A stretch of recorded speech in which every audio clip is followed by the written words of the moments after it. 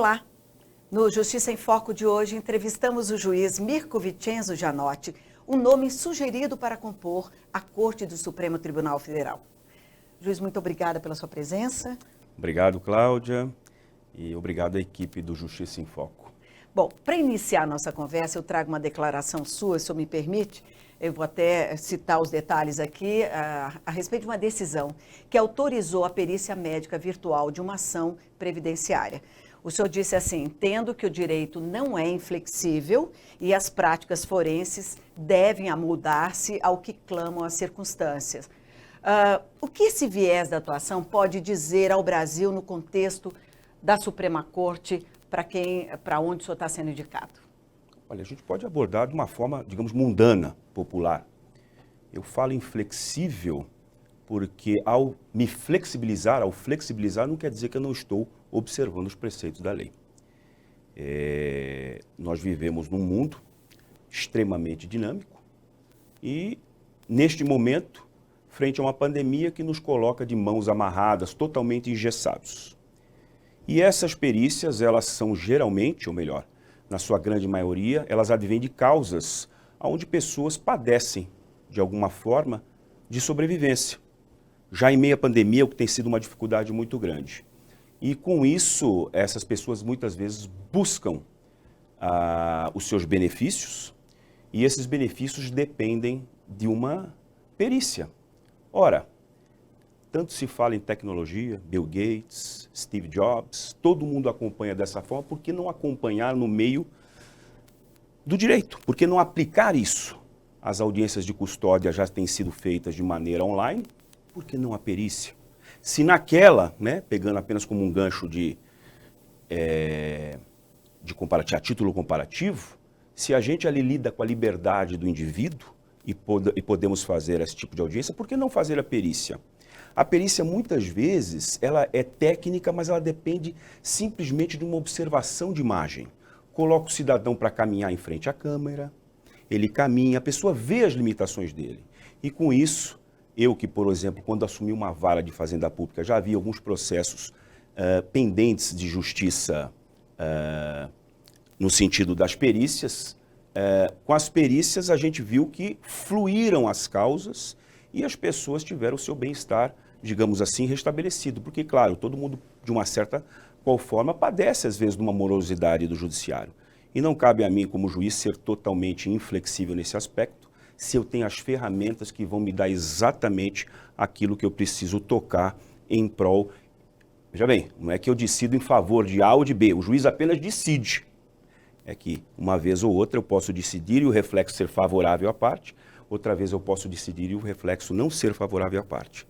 Mas, nesse caso, a gente vê que tem pessoas como idosos, deficientes, e aí é interessante que a gente dê essa flexibilidade, porque não vai mudar em nada, afetar em nada o juízo do julgador.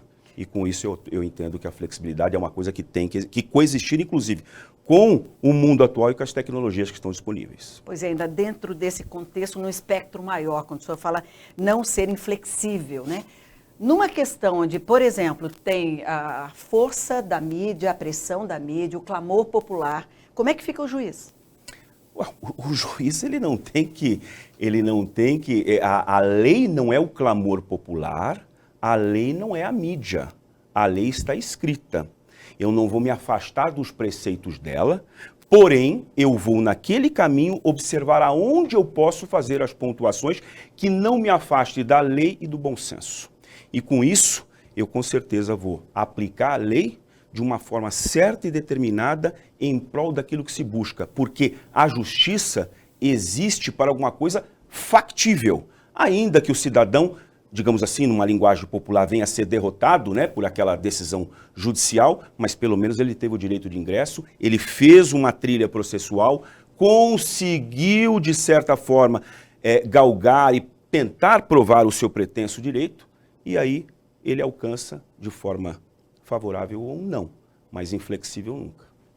Bom, O senhor foi autor de uma ação que derrubou a restrição de horários do comércio em Sinop, no Mato Grosso. Uma cidade que, inclusive, registra números baixos da Covid, né? Num momento desse que a pandemia assusta todo mundo. A pergunta que eu lhe faço é se foi uma razão, se a decisão foi em virtude dessa razão dos baixos números ou uma questão econômica que pesou. Não, veja bem, antes de mais nada, se me permite, com toda delicadeza, não eu fui autor de uma ação. O CDL, por meio do seu presidente, ingressou com uma ação popular visando o restabelecimento dos horários.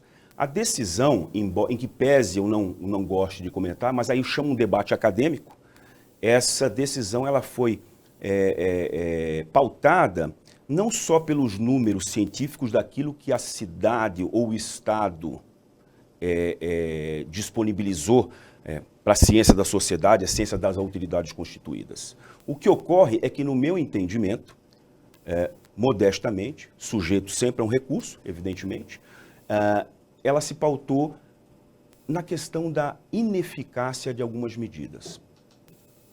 Veja, a decisão é clara no sentido de que dá a impressão de que limitar alguns horários restringiria a circulação do vírus. Seria a mesma coisa que dizer que se eu posso funcionar até as 10 horas, eu não posso atrasar um minuto, porque 10 e 1 o vírus chega e começa a circular. E não é bem assim. Eu até coloquei, eu sou muito fã de tirar o juridiquês, deixar para que a população, para que o povo brasileiro, para que os jurisdicionados entendam. Até da onde eu venho, o ribeirinho, pantaneiro mais simples, ele sabe que para quebrar o ciclo do mosquito, lá dentro da cabaninha dele na beira do rio, ele tem que fechar as portas e as janelas e quem sabe até um inseticida lá dentro. Não adianta nada ele deixar o inseticida e deixar uma fresta aberta de uma porta, uma fresta aberta da janela. O mosquito ele vai circular e ele não vai sair daí, não vai quebrar o ciclo. Então eu entendo que a medida deveria ser agressiva, como foi feita na Itália. Eu fui pesquisar isso lá. Tenho primo jornalista na Itália com o qual debati por muito tempo. E lá eu captei que em algumas cidades foram feitas de maneira que deixava a cidade desértica. Eram realmente as autoridades e eram coisas extremamente reguladas para poder a circulação. É uma praça de guerra, como na guerra. Meu pai me conta que existia o vale para ir se comprar pão. Então existe o vale saída. Porque aí, uma vez fechado 15 dias, você quebra o ciclo. Agora, de que adianta você ficar sem circulação durante muito tempo e 5.000 pessoas se aglomerarem num bar até as 10 horas da noite? Para eu não vejo diferença nenhuma. Então eu entendi que isso, de maneira econômica e em efeito cascata, poderia ser um grande desfavor à economia. Doutor, a Polícia Civil do Rio de Janeiro, em Jacarezinho, a atuação levou a um debate bastante acirrado. As imagens falam muito. Qual o seu olhar diante dessa situação que o Brasil viveu? Em primeiro lugar, não é a polícia do estado do Rio de Janeiro. A polícia é a polícia do Brasil. Evidentemente, tem a sua polícia mato-grossense, polícia fluminense, polícia carioca, a paulista, a paranaense, a maranhense, que seja. Mas falando em imagem, eu me lembro quando eu era criança e eu vi um Washington Oliveto, um publicitário, que me permite a família usar o nome, colocou uma imagem em horário nobre de um cidadão todo suado após fazer os seus exercícios físicos e tomarem um galão. Aquilo parecia uma bebida deliciosa, mas na verdade era o óleo de rícido de bacalhau. E no fim falava, imagem é tudo. Então não vamos ver pelas imagens, nós vamos ver pelo que de fato é. O Brasil é o único país, como dizia Jô Soares no seu articulismo, na revista Veja nos anos 90, que é o único país que se cria a polícia e depois a polícia para policiar a polícia, e aí depois a polícia para policiar a polícia que policia a polícia. Polícia serviu para restabelecer a ordem, aliás, preservar a ordem, restabelecer a ordem, e se for a necessidade de usar a força, ela tem que ser usada.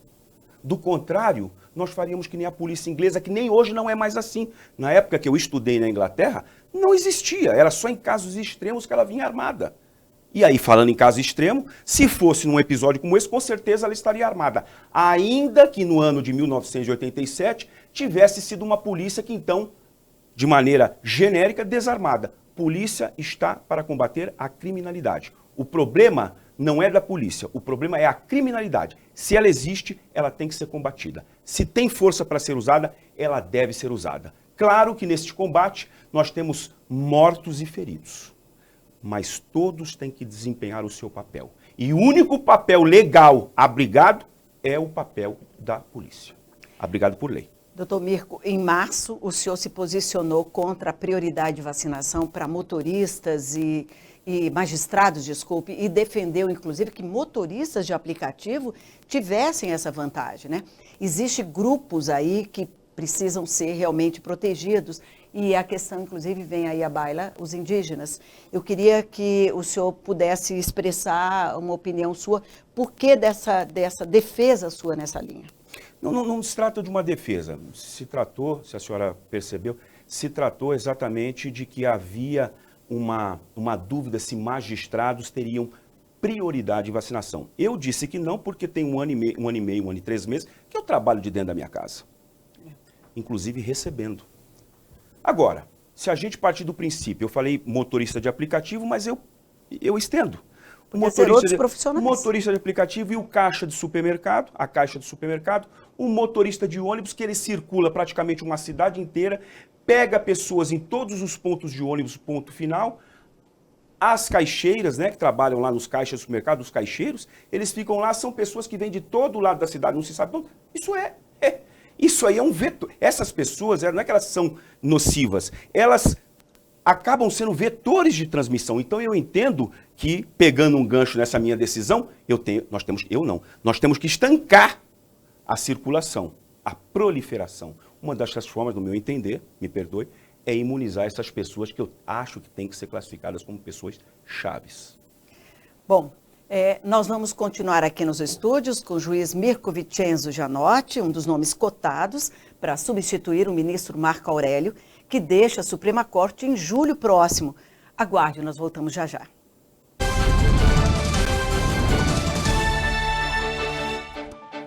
Pensando em contratar um crédito imobiliário? Então é melhor você conhecer o caminho mais rápido para a casa própria. Nós somos a Poupex. Temos 39 anos de atuação no mercado e já financiamos mais de 134 mil imóveis em todo o país. Estamos entre os agentes financeiros que mais concederam esse tipo de crédito. Você vai financiar online a sua casa de maneira prática e segura, com juros baixos e as melhores condições. Crédito imobiliário digital Poupex.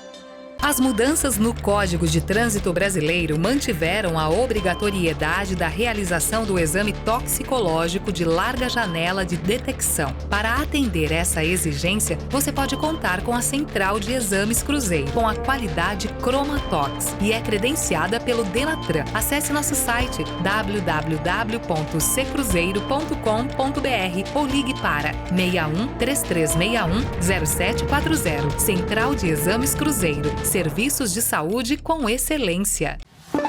Venha estudar no Grupo Faveni. Excelência em cursos presenciais e à distância. O grupo educacional que mais cresce no Brasil. São mais de 25 cursos de graduação e 1.000 cursos de pós-graduação em diversas áreas. Aqui você encontra ensino de qualidade, com a liberdade que só o EAD pode te oferecer. Grupo Faveni. Ideal para a sua carreira e para o seu bolso. Acesse grupofaveni.com.br. Grupo Faveni. A internet revolucionou a nossa forma de comunicação e com o Press Release você terá um alcance visual maior do seu produto. Um site com publicações dos seus próprios usuários em forma de vitrine de comunicação digital. Ficou interessado? Então acesse o nosso site www.pressreleases.com.br e se cadastre ou entre em contato pelo WhatsApp.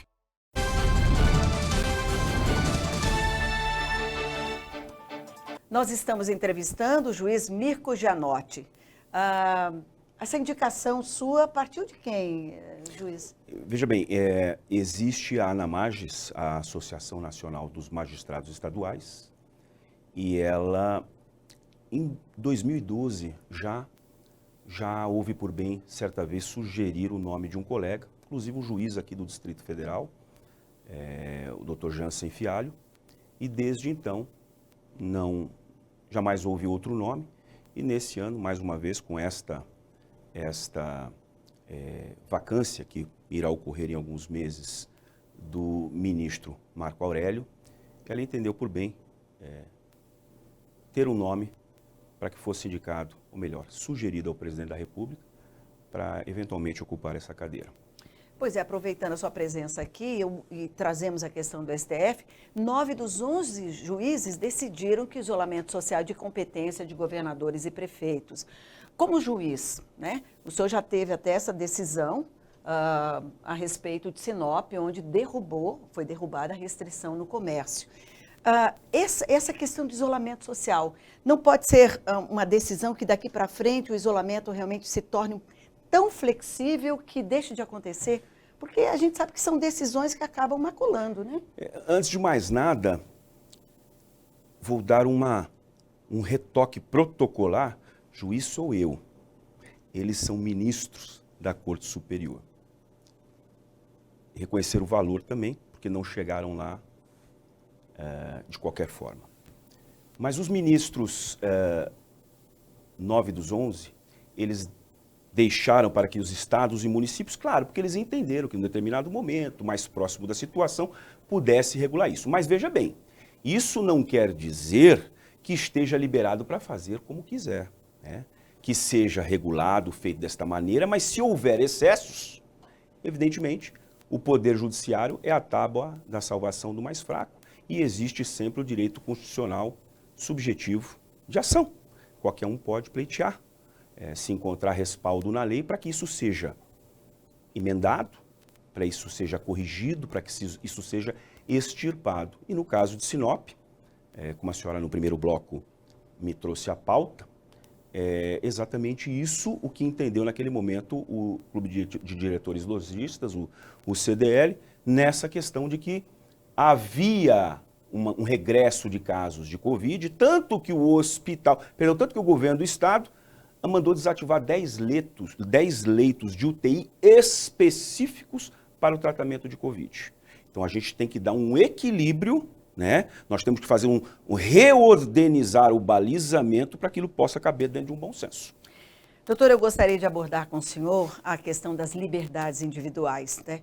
Como que a justiça trata e como que o senhor vê, por exemplo, a gente assistiu agora, poucos dias, a ações de garimpeiros contra Yanomamis, quer dizer, vulneráveis e vítimas dessas ações. Que medidas protetivas o indígena no Brasil deveria ter assegurado a seu favor? Olha, eu poderia até divagar um pouco nessa pergunta. Além das medidas protetivas, eu acho que sou poder judiciário, não sou executivo. Mas às vezes nós poderíamos ter até o bom senso de medidas valorativas. Porque quando a gente fala em indígena no Brasil, as pessoas pensam sempre nos povos amazônicos, aquela tribo isolada, ribeirinha, que sobrevive disso e daquilo. Como se estivessem ali diante de nada. E às vezes estão diante de uma riqueza. São donos da terra? Ok. Como que nós podemos tornar, então, os índios, ao invés de sustentados, valorizá-los, sustentáveis? E eu sou de Santos, a região dos índios Caiçara, litoral paulista, e no extremo sul, antes do Parque da Jureia, um parque muito famoso, existe uma cidade ali, Cananéia. Vou trazer Iguape, Ilha Solteira, Iguape, Ilha Comprida. Ilha Solteira foi onde meu pai trabalhou na usina quando chegou do Brasil. Ilha Comprida e Cananéia. Cananéia, nós temos lá cooperativas de pesca. Nós temos fazendas de ostras. E se for olhar bem, estes cidadãos que já estão bastante civilizados, talvez tenham até perdido um pouco da cultura indígena, mas muitos deles têm, não só na aparência étnica, mas também têm no seu DNA, carregam aquela herança de serem das tribos dos caiçaras. São índios e são índios, né, no sentido, vamos aí falar, do DNA, mas são índios sustentáveis, não são índios sustentados. Com isso, eles talvez não sofressem esse conflito, porque são extremamente organizados. E o mais bonito é que são organizados entre si. Alguns tutelados, mas são organizados entre si. Eu fico, ao invés de responder eu fico até com uma sugestão técnica como cidadão brasileiro por anseio de justiça ou por anseio de ver o meu país avante em todos os quesitos. Tá, e nesse anseio de justiça, eu queria lhe provocar também numa questão que é polêmica no mundo inteiro. No Brasil não fica fora dessa questão, que é a questão do aborto, né? Porque o que está em foco é a vida de um feto, que não tem direito de defesa. Qual é a sua posição? Minha posição, eu sou terminantemente contra. E falo que naqueles casos previstos no Código Penal, o fruto de conduta criminosa, o estupro. Mas tenho até amigos médicos que têm estudos sobre o anencéfalo, Eu entendo que, nesse caso, vamos fazer o aborto do anencéfalo porque o anencéfalo não vai sobreviver. Se quem deu a vida a ele foi Deus, que deixe nascer. E se nasceu, se está vivo, vivo ficará. Se veio a óbito, também foi a mão divina, da mesma forma da mão divina que o concebeu. Essa é a minha opinião. Irremediavelmente contra. Doutor, o senhor está sendo cotado para o STF. Qual seria a marca que o juiz Mirko Vincenzo Gianetti deixaria dentro do Supremo Tribunal Federal, uma vez o senhor assumindo? Uma vez assumindo, não fiz nem esse cal 20, 25 anos. A marca, ela não é em um dia, não é em um ano. Seria a marca ao longo de uma trajetória. Uma coisa é certa. Não criticando o que aí está, jamais. Mas pelo menos eu faria o papel e teria a decência de largar melhor do que eu encontrei. Juiz Mirko Vincenzo Gianetti, muito obrigada pela sua presença. Eu que agradeço, Cláudia, e agradeço também a equipe toda do Justiça em Foco. Bom, o Justiça em Foco por hoje é só. Assista os nossos conteúdos no canal do YouTube e reveja no portal justiçaemfoco.com.br, uma revista eletrônica que traz diariamente notícias sobre decisões jurídicas que podem ter repercussão no seu dia a dia.